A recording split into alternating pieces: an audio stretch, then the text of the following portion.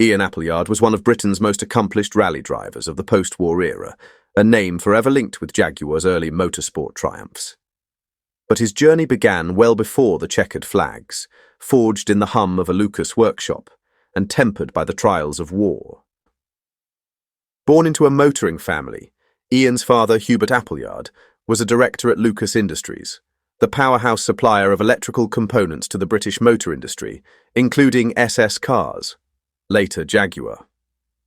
Ian followed the engineering path, gaining hands-on technical knowledge that would later serve him brilliantly in endurance rallying, where mechanical failures were often the difference between glory and retirement.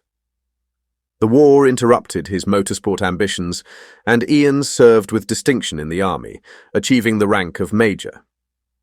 In 1947, he acquired a used 3.5-litre Jaguar SS100 XK120 and, accompanied by Peter Musgrave, entered the 1947 Alpine Rally, a huge adventure for the time. They finished with a very encouraging result for novices, losing only 5 minutes and placing third in class. Encouraged by this performance, Ian then sold XK207 and began an association with the Lyons family when he purchased LNW100, a 3.5-litre SS100 that had been retained by the family during the war. In 1948, navigated by Dick Weatherhead, he again entered the Alpine Rally. This time, the crew was a winner with equal first place and awarded a Coupe des Alpes, an outstanding performance. Hoping to repeat the performance, an entry in the first Tulip Rally in 1949 resulted in a fine second place in LNW 100. However, by then the sensational new XK120 had been released, and Ian was one of the first in line to get one, and a new partner in crime. Patricia Lyons, daughter of Jaguar founder Sir William Lyons. The pair married in the early 1950s and became a rallying dream team. With Patricia navigating, Appleyard entered more than 20 major international rallies behind the wheel of the now legendary Jaguar XK120, NUB 120, the sixth made, privately owned but a factory-supported car that became an icon.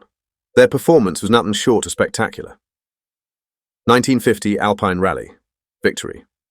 1950 Tulip Rally, victory. 1951 RAC Rally, overall winner.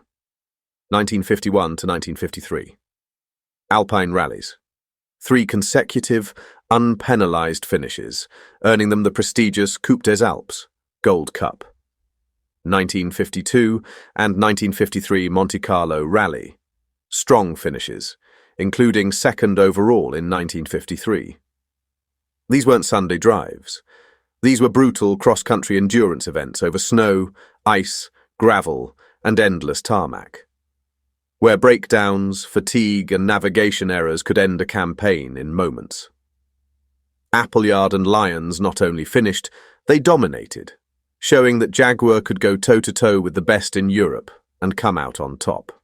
The winning duo continued their success by competing in a variety of Jaguars, taking on different models in a range of prestigious events, each time pushing the limits of performance and showcasing their skill and consistency.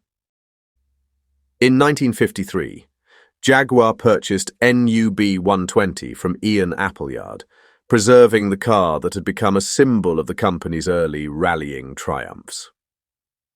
It remains one of the most treasured pieces in Jaguar's heritage collection, a living reminder of the marque's grit and glory.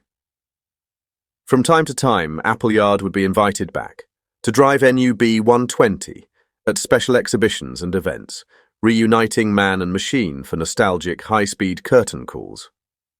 Outside the rally circuit, Appleyard continued his rise. He became managing director of Appleyard Group, one of Britain's largest car dealership chains, helping to cement Jaguar's place in the British motoring landscape from both showroom and rally stage. His business acumen was sharp, and his insider knowledge of the industry, from component level to consumer, made him a trusted figure across the board. Though his marriage to Patricia Lyons ended in divorce, Appleyard's legacy remained strong. He later remarried, and lived a quieter life, though always within arm's reach of the motoring world he helped shape.